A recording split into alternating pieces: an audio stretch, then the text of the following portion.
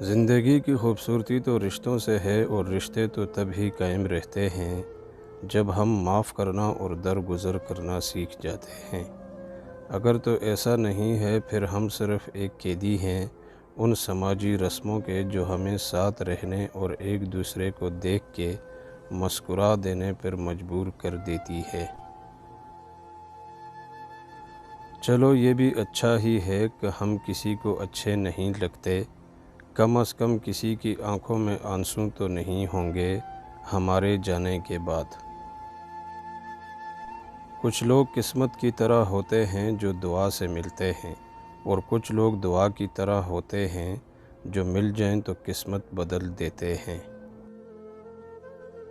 میں اب خود سے شکایت نہیں کرتا، کیونکہ مجھے پتہ چل چکا ہے کہ لوگ اپنی تدارک کی سطح تک ہی کسی کو سمجھ پاتے ہیں۔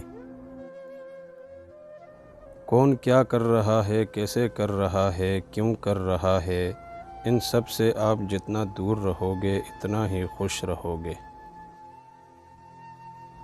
کربت سے ناشناس رہے کچھ نہیں بنا، خوش رنگ خوش لباس رہے کچھ نہیں بنا، اب کہکوں کے ساتھ کریں گے علاج عشق، ہم مدتوں اداس رہے کچھ نہیں بنا۔